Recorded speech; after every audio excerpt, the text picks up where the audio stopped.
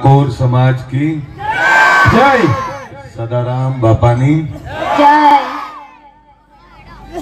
भातीजी महाराज की वेलनाथ बापू की, रामचंद्र भगवान की, भारत माता की। मंच पर उपस्थित मारा समाजना मोभीओ, આગેવાનો, શ્રેષ્ઠીઓ, ઉપસ્થિત મારી માતાઓ, બહેનો, યુવાન દોસ્તો, વડીલો અને જેના માટે આપણે બધા એકત્રિત થયા છે એવા વાલા વિદ્યાર્થીઓ અને સન્માનીય મારા અધિકારી કર્મચારી મિત્રો,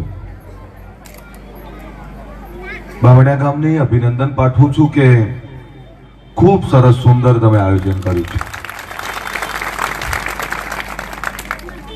વિદ્યાર્થી સન્માન અને એની સાથે કર્મચારી અધિકારીઓનું સન્માન જે ગોઠવ્યું છે, હું મારી દાતા તાલુકાની ક્ષત્રિય ઠાકોર સેનાની ટીમ અને બધાને હું ખૂબ ખૂબ અભિનંદન પાઠવું છું। દોસ્તો, કોઈ પણ સમાજ, કોઈ સમાજ આગળ આવ્યો છે તો એના ઘણા બધા કારણો છે। કદાચ આપણે હજુ પણ સંઘર્ષ કરી રહ્યા છીએ તો એના પણ કારણો છે। હકીકત એ છે કે કોઈએ સત્યની નજીક નથી જવું। હકીકત એ છે કે કોઈએ સ્વીકારવું નથી કે આગળ આવવાની જડીબુટીઓ કઈ છે અને પાછળ હોવાના કારણો કયા છે। આ દીકરી, શું નામ બેટા? સંજના કેટલું સરસ એનાઉન્સમેન્ટ કરે, એનો કોન્ફિડન્સ એકવાર એના માટે જોરદાર તાળીઓ પાડો। દોસ્તો, એને એક વાત કરી મને કે કોઈને પહેલા વ્યસન મુક્તિનો વિચાર કેમ ના આવ્યો? હું જે સમાજમાં જન્મ્યો છું એ સમાજની તકલીફો અને પીડા જાણતો જોઉં, કારણ કે હું આ સમાજનો દીકરો છું, આ સમાજમાં જન્મ લીધો છે। મેં બધા જ સમાજોનો અભ્યાસ પણ કર્યો છે। કોઈ સમાજ કઈ રીતે આગળ આવ્યો તો કોઈએ શિક્ષણ અપનાવી લીધું, કોઈએ ધર્મની સાચી રાહ અપનાવી લીધી, કોઈએ પરંપરાગત એમના વ્યવસાયો અપનાવી લીધા, કોઈએ વ્યસન મુક્તિ અપનાવી લીધી, કોઈ સ્વામિનારાયણ સંપ્રદાયમાં માનવા લાગ્યા, કોઈ વાડીનાથમાં માનવા લાગ્યા, કોઈ વિશ્વકર્મામાં માનવા લાગ્યા।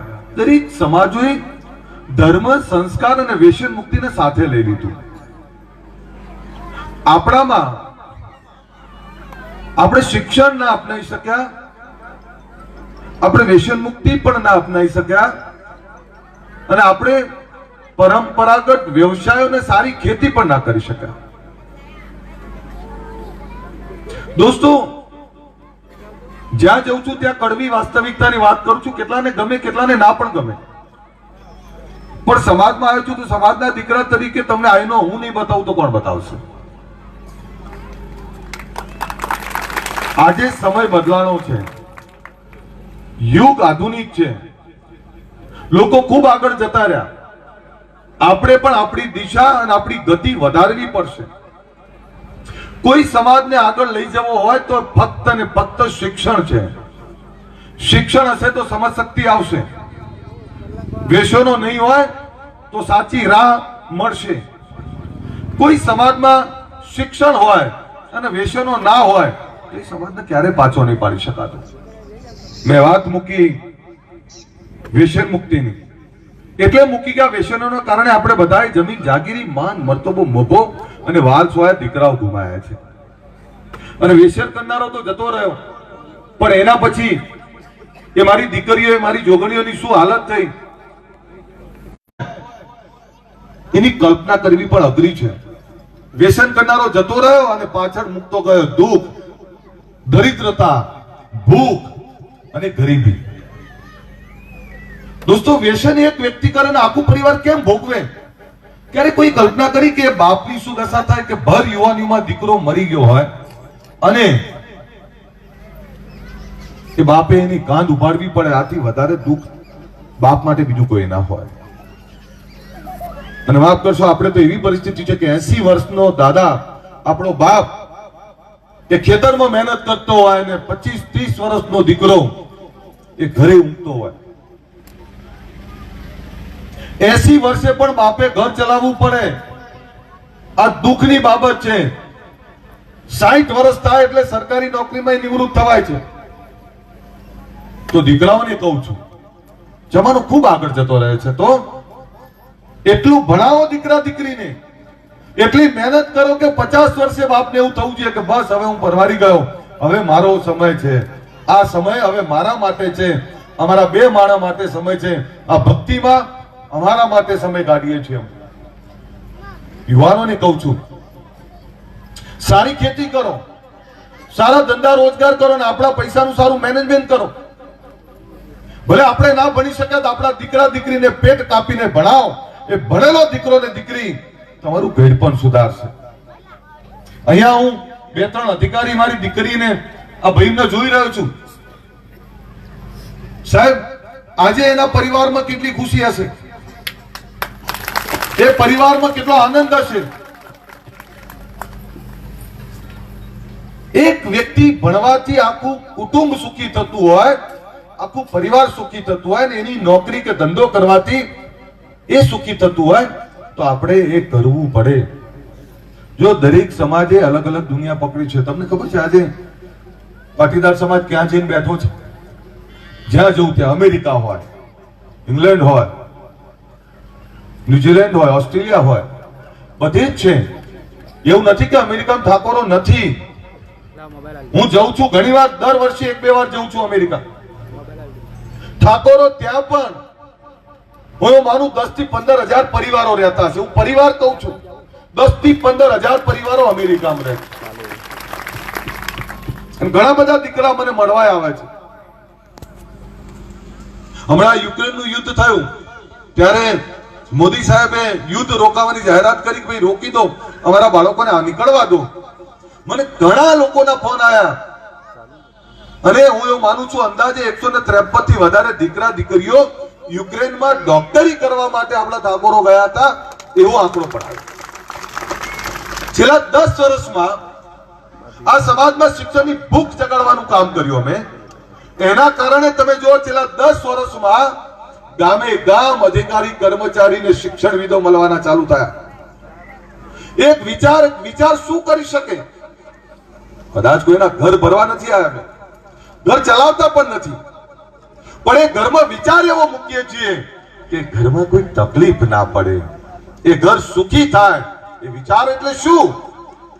તો કે વ્યસનો છોડો, અંધશ્રદ્ધામાંથી બહાર નીકળો, શિક્ષણ અપનાવો, ધંધા રોજગાર કરો, બીજા સમાજોની સાથે કદમથી કદમ મિલાઈને કામ કરો, બીજા સમાજને પણ પ્રિય લાગીએ એવું વાણી વર્તન વ્યક્તિત્વ ઊભું કરો.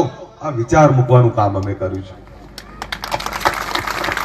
અને એનો ફાયદો એ થયો કે આજે બીજા સમાજો એવું કે છે કે એક સમાજ એવો હતો કે પેલા ઠાકોરને એટલે કે તમે તો દારૂ બહુ પીવો છો, આજે તમને બીજું મેણું મારે છે કે ઠાકોરો તમે તો દારૂ છોડી દીધો નહીં, આજે ઠાકોરો તમને બીજી રીતે ઓળખે છે.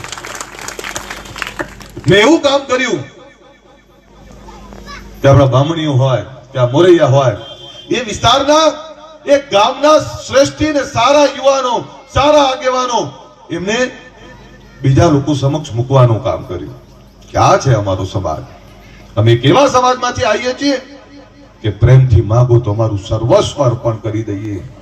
અમે કેવા બાપનો વસ્તાર છીએ કે અમારો બાપ બીજા માટે ખપી જતો. અમે એવા બાપના વસ્તાર છીએ કે કોઈ ભૂખ્યું ઊંઘ્યું હોય તો જમવા બેઠો હોય તો એની થાળી લઈને એના આપી દે, ભલે એ ભૂખ્યો રે. અમે બાપનો વસ્તાર છીએ. અમે તો ભોળા પારેવડા જેવા છીએ. અમે લોકોનું અહિત કરનારા લોકો નથી, અમે તો લોકો માટે ખપી જનારા, એની પીડા દૂર કરનારા લોકો છીએ. અમે કેવા લોકો છીએ કે અમારો બાપ ન્યાય કરવા બેસતો, અને અમારો બાપ જ્યારે ન્યાય કરવા બેસતો ત્યારે કોઈ ભૂખ્યું નતું ઊંઘતું, કોઈને અન્યાય નતો થવા દેતા, કોઈને તકલીફ નતા પડવા દેતા. એ ઠાકોર બતાવવાનું કામ આ ગુજરાત ક્ષત્રિય ઠાકોર સેનાએ કર્યું છે. દોસ્તો, એકલો સમાજ થાકી જશે, એકલો વ્યક્તિ થાકી જશે. દરેક સમાજોએ પોતાની દિશા પકડી છે અને દરેક સમાજો એ બીજા સમાજોને સાથે લઈને કામ કરતા હોય છે. હું તમારું અહિત વિચારીશ, તમારું ખરાબ વિચારીશ તો એવી જ વાત કરીશ કે એકલા રહેજો, કોઈની જોડે ભળતા નહીં. પણ તમારા જીવનમાં દરરોજ દરેક સમાજનું કામ પડે છે. 2 મિનિટ બેટા. દરેક સમાજનું તમને કામ પડતું હોય છે. આપણે ધંધા રોજગાર હોય, ખેતી હોય કે વ્યવહારો હોય, દરેક સમાજો સાથે આપણો વ્યવહારો છે અને દરેક સમાજોને સાથે લઈ ચાલશું તો જ આપણે પણ આગળ વધી શકશું. મને યાદ છે કે અમેરિકામાં એક મફત કાકા છે, પટેલ બ્રધર્સ વાળા. ત્યાં કોઈ પણ સમાજનો જાય અને એવું કે હું ઇન્ડિયાથી આવ્યો છું, તો પૂછે તાર નોકરી કરવી છે કે ધંધો કરવો છે? તો કે નોકરી કરવું છે. તો લાગી પણ આજ રે મારી દુકાનો. અમેરિકામાં બહુ બધા સ્ટોર છે એમના. અને એવું કે મારે ધંધો કરવો છે, તો કે આ દુકાન ખોલી દઉં, 50% તું રાખજે, 50% મને આપજે, હું ધંધો મારા પૈસે ખોલી દઉં, બે જા તારી દુકાન ઉપર. આ વિચાર છે દોસ્તો, આ ભાવના છે. હું તમને વિનંતી કરવા આવ્યો છું કે આપણા દીકરા દીકરીને ખૂબ ભણાવો. અને મારું સપનું છે, હમણાં વડીનાથ ભગવાનનો એક બહુ જ અતિ ભવ્ય અને ખૂબ સુંદર પ્રસંગ ગયો. આદરણીય વડાપ્રધાન ત્યાં આવેલા.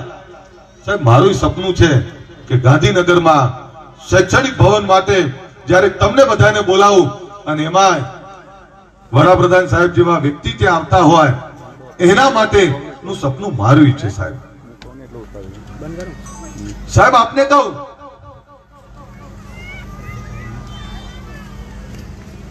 સાહેબ આ ગામ માટે એકવાર જોરદાર તાળીઓ પાડીએ, જોરદાર તાળીઓ પડવી જોઈએ. બધાની બે હાથ ઊંચા રાખી તાળીઓ પડે તો જ હું પછી વાત કરી છે. હું ના કહું ત્યાં સુધી ખકડીને તાળી પાડે ને ખબર પડી જાય કે બાબાના ગામમાં તાળીઓ પડી. અવાજ આવવો જોઈએ દોસ્તો. આ બામણિયાની વાત કરું છું. સોરી, સેબલિયા ગામ, સેબલિયા ગામમાં 40 વર્ષથી દારૂબંધી છે. એકવાર જોરદાર તાળીઓ પાડો સાહેબ.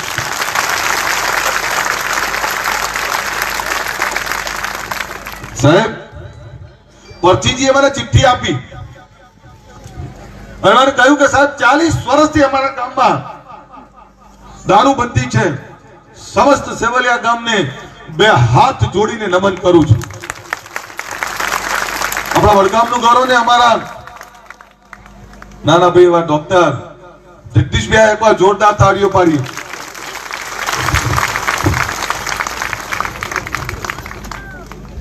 સાહેબ, મારું સપનું છે કે આ સમાજની શૈક્ષણિક વ્યવસ્થા ઉભી થાય.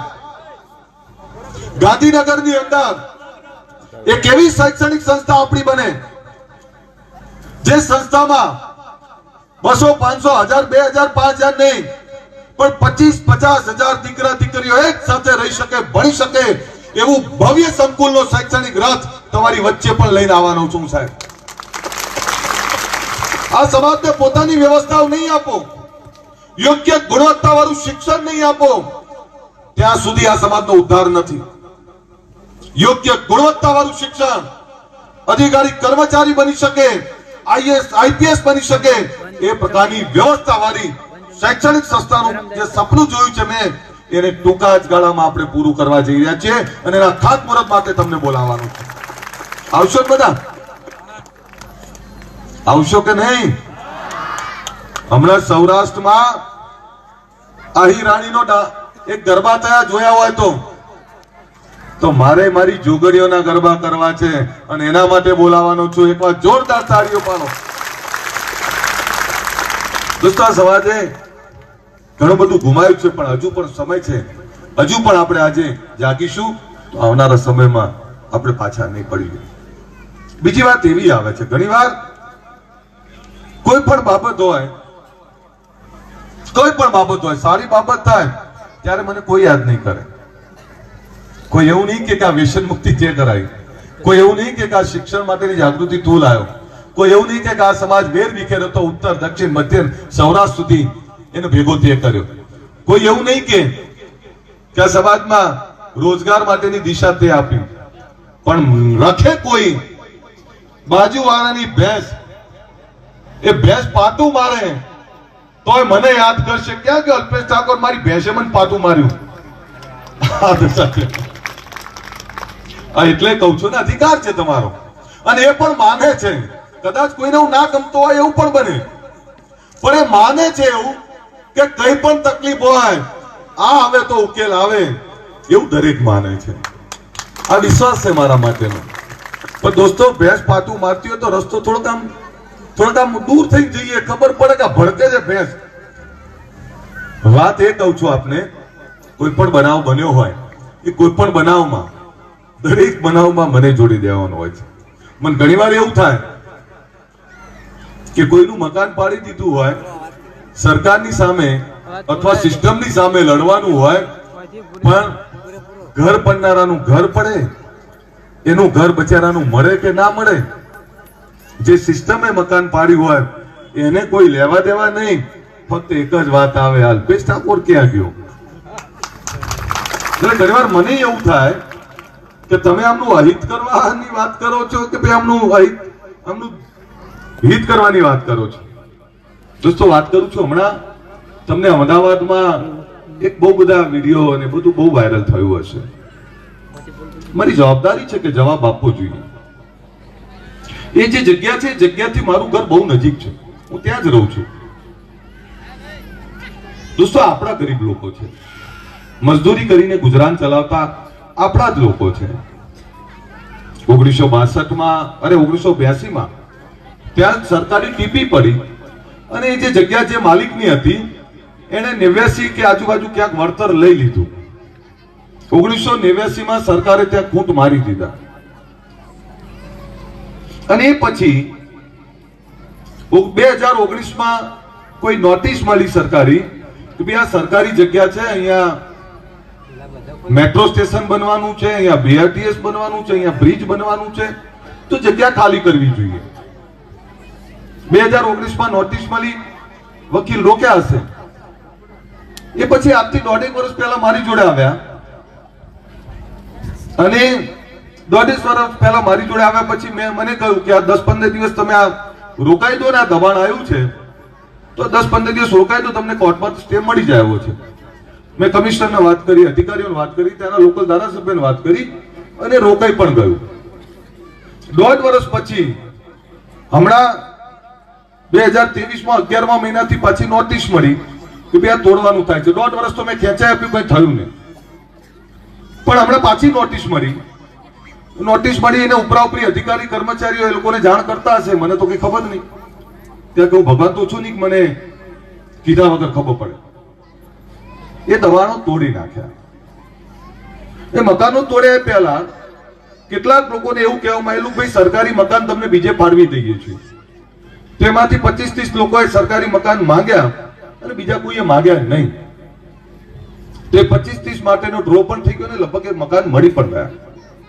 પછી સરકારે ડોક્યુમેન્ટ માંગ્યા, ભાઈ તમે અહીંયા જેટલા લોકો 2010 પહેલાના રો છો તો ડોક્યુમેન્ટ આપો. તેમાંથી 78 લોકોએ ડોક્યુમેન્ટ આપ્યા, અને 78 લોકો એવું કહ્યું કે હા અમે 2010 પહેલાના રહીએ છીએ. એટલે સરકારે એ પણ તૈયારી બતાવી કે ભાઈ તમને પણ મકાન આપી દઈએ. જો અમદાવાદમાં રહું છું, અને અમદાવાદની અંદર મકાન મળવું ને એ જ બહુ કાઠું કામ છે. દોસ્તો, હું આ એટલે કહું છું કે મારો સમાજ છે, મારા સમાજમાં મારે જવાબ આપવો અને સમાજ માટે ઉભું રહેવું મારી જવાબદારી છે. હવે આ બધું થયું, મને કોઈ ખબર નહીં, મને ખબર પડી કે આ પાડી દીધું છે. મેં અધિકારીઓ સાથે વાત કરી કે ભાઈ આ શું છે, એટલે કે સાહેબ મેં વારંવાર નોટિસ આપી હતી પણ કોઈ તૈયાર થતા નથી. હવે વાત એ આવે છે કે કેટલાક લોકો ત્યાં જઈને એવી વાત કરે છે કે આ મકાન અહીંયા જ બની આપશું, અમે JCB ને આગળ ઊંઘી જઈશું, મુંડન કરાવી દઈશું, આ કરીશું, તે કરીશું. પણ મને એ કહો, સરકારી જગ્યાનું દબાણ કોઈ રોકાઈ શકીએ ખરા? આપણે વ્યવસ્થા એ થાય કે આને મકાન મળે. મુદ્દો એ છે મારો કે અમને મકાન અપાવવા છે, અને મકાન માટે ગરીબ લોકો છે, જરૂરિયાતવાળા લોકો છે.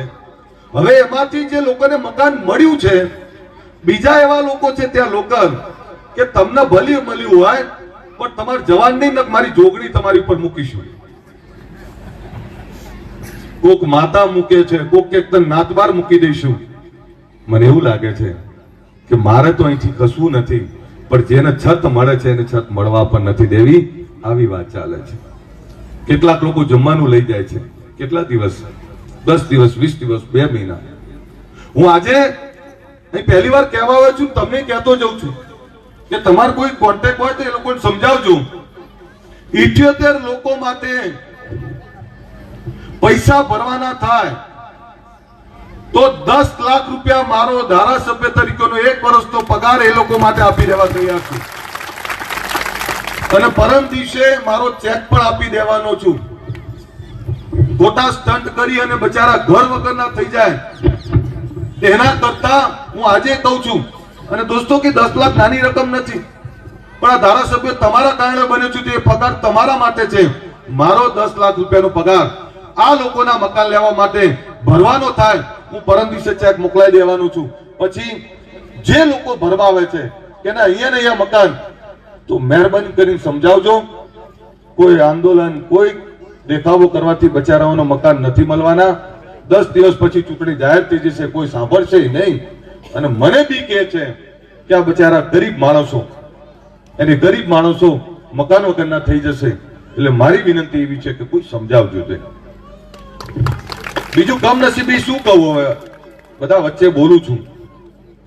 મારી છોકરીઓ, મારી બહેનો ત્યાં કઈ રીતે જિંદગી ગાળે છે મેં જોયું છે. વ્યસન મુક્તિની વાત ગામડાઓમાં 90-95% સફળ છીએ, પણ માફ કરશો શહેરોમાં જાઓ તો શહેરોમાં એટલા બધા વ્યસનો છે. આજ બનાસકાંઠા, આ મારો બનાસકાંઠાનો આગેવાન ત્યાં આવે ને તો આમ લાગે કે પ્રભાવશાળી આગેવાન છે. આવ્યો છે આગેવાન બનાસકાંઠાથી, અને એ જ બનાસકાંઠામાંથી આપણા વસેલા લોકો દારૂના કારણે શું દશા છે ત્યારે દુઃખ થાય છે. શહેરમાં લોકો આગળ વધવા માટે જાય, આપણે તો શહેરમાં વ્યસનો લેવા માટે અને પાછળ પડવા માટે ગયા એવું લાગે છે મને. દોસ્તો, આજે ફરીથી કહું તમને કે જે કોઈ અમદાવાદમાં મકાનો થી વંચિત થયા છે એવા લોકોને તમારે મેળ પડતો હોય તો કહી દેજો. હું પરમ દિવસે રોકડા કહેતા હતો, રોકડા, ચેક જોતો હતો, ચેક. એ બધા વતી જે ડાઉન પેમેન્ટ ભરવાનું હોય પહેલો હપ્તો, એ 10 લાખ રૂપિયા હું પરમ દિવસે આપી દેવાનો છું. અને સમજાવજો કે મારા દોસ્તો, મારા ભાઈઓ, આ મકાન લઈ લો.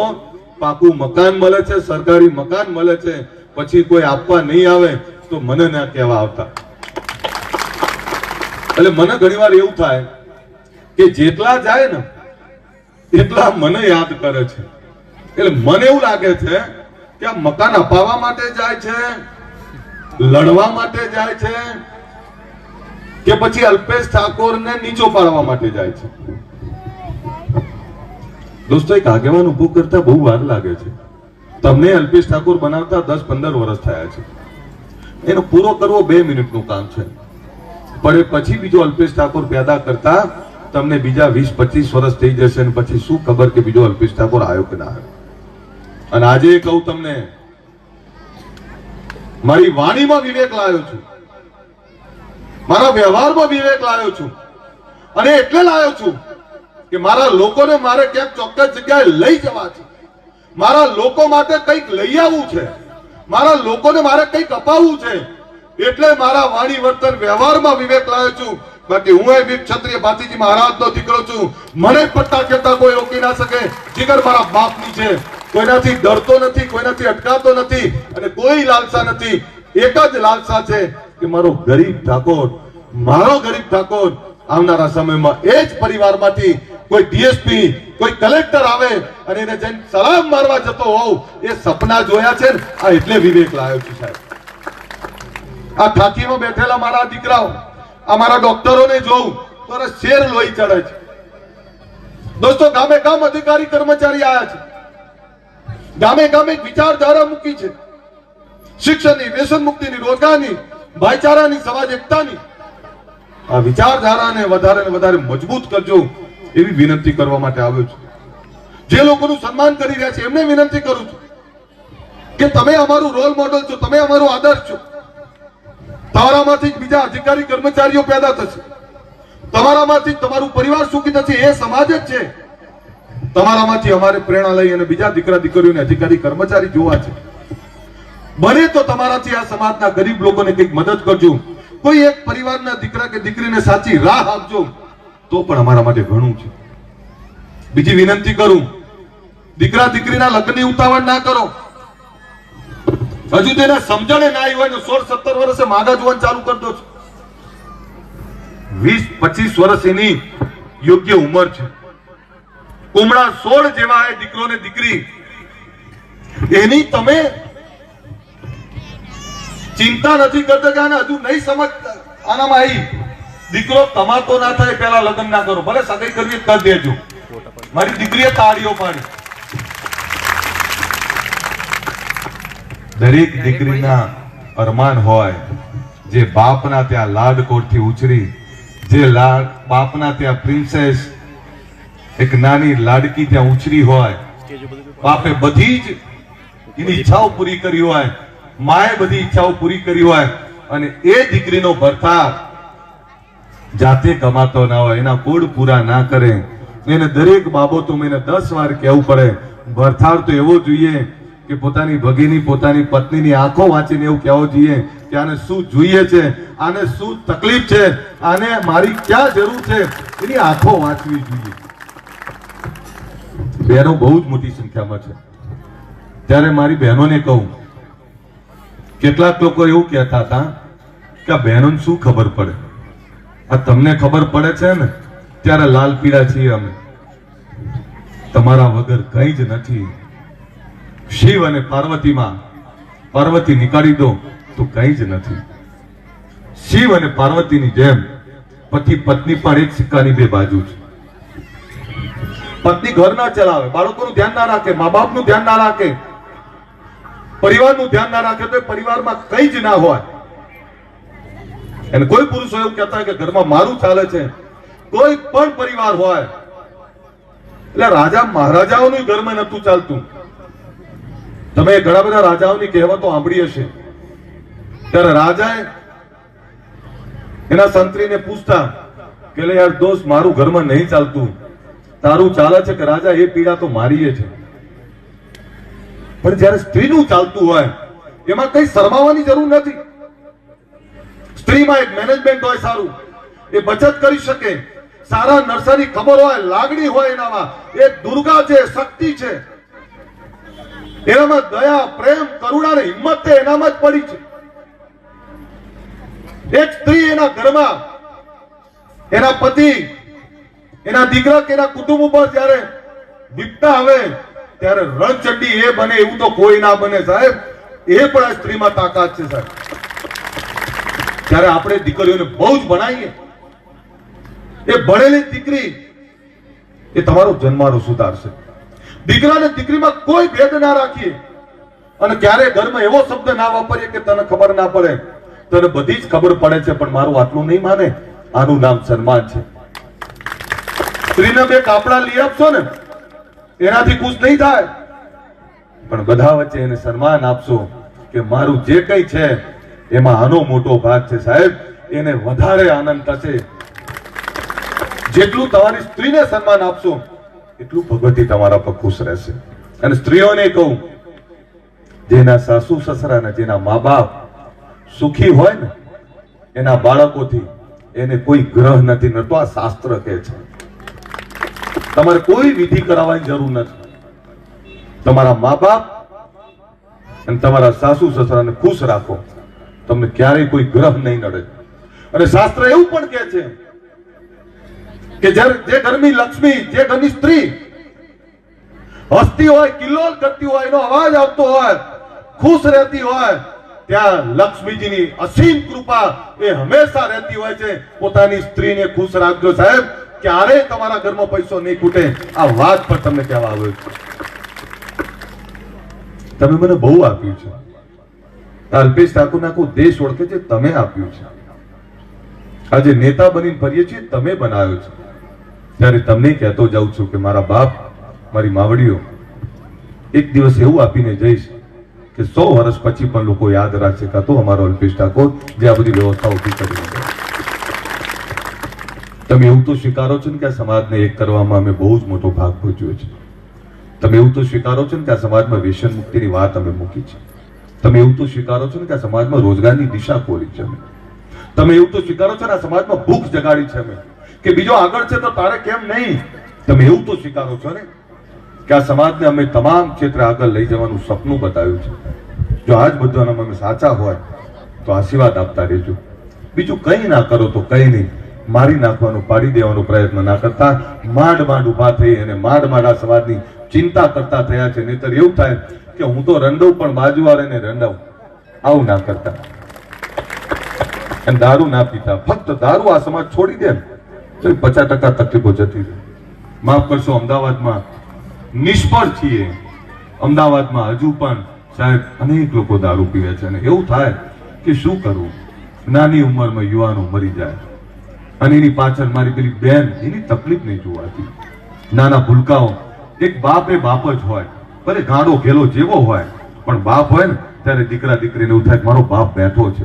ગાંડો ઘેલો ભલે ગમે તે હોય, પણ એ પત્નીને એવું હોય કે મારો ભરથાર બેઠો છે, મને કોઈ ચિંતા નહીં. બાપ વગરના દીકરા દીકરી અને પતિ વગરની પત્ની, એની શું દશા થાય આ દારૂ પીનારે ક્યારે વિચારી છે ખરું? નોચી ખાશે, દુઃખનો પાર નહીં હોય, એને દુઃખ સિવાય બીજું કંઈ નહીં મળે. જો એના માટે ચિંતા હોય તો દારૂ ના પીતા. ફરીથી આ બધાને નમન કરું છું અને બે હાથ જોડીને વિનંતી કરું છું, બે શોખ ઓછા કરજો, પણ દીકરા દીકરીને ખૂબ ભણાવો. બે જગ્યાએ ઓછા. નહીં તો આપણે શું કરીએ છીએ, પૈસા આવે, પૈસા બહુ આવે ને એટલે ગરબામાં બીજે ત્રીજે ઉડાડીએ છીએ. હું એ શક્તિમાં માનનારો છું. હું ખોડિયારનો ભગત છું. મારી ભગવતી મને દિશા આપે છે. હું તમને કહું છું, તમારી ભગવતી તમે માનો. કેટલાક એવું છે કે માં દુખી છે, તમને આ નડતર છે, એટલે ભગવાન જોડે બીજું કઈ કામ જ નહીં તો તમને નડવા આવે. ભગવાન એટલે છે દેવ. એને કહેવાય કે ગમે એટલી ભૂલ કરો, પણ ભૂલ કર્યા પછી પણ તમારું હિત કરે, એનું નામ દેવ. એને ગમાણ ના હોય, એને તો પોતાના બાળકો સુખી કેવી રીતે થાય એ જ વિચાર્યું હોય. એટલે તમને વિનંતી કરું છું કે દેવીની ભક્તિ ખૂબ કરો અને ભક્તિની સાથે સંસ્કારોનું સિંચન કરો. સંસ્કારોના સિંચન સાથે બાળકોને સારું ભણાવો અને ભણાવવાની સાથે તમામ સમાજોની સાથે રહી અને આગળ વધવાના પ્રયત્ન કરો. જ્યાં જરૂર પડે ત્યાં અમે બેઠા છીએ. ફરીથી આ બધાને નમન કરું છું, સમસ્ત કામને નમન કરું છું. વધારે બોલી ગયો તો માફ કરશો, પણ મારી તાકાત મારી ઈમાનદારી છે. મારી તાકાત તમે છો. મારી તાકાત એ મારા આત્મામાં તમારા માટેનું હિત પડ્યું છે, એના માટે વિચારું છું. એ છે મારી તાકાત.